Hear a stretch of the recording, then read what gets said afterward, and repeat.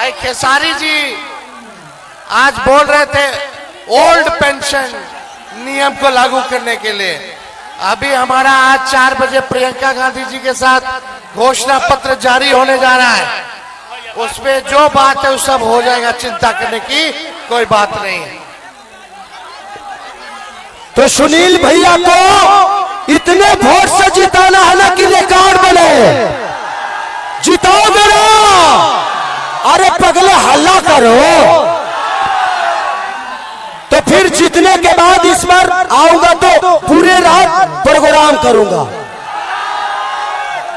और हमारे सुनील भैया बहुत अच्छे इंसान है, मैं इनको हृदय से प्यार करता हूं। तो बस आप लोग अपना प्यार आशीर्वाद सुनील भैया पे बनाइए।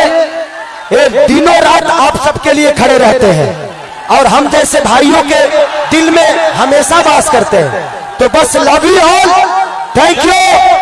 लल्टन साहब, लल्टन साहब है नहीं आवे के बका है नहीं। अरे हाय कौन लोग चाहता रे।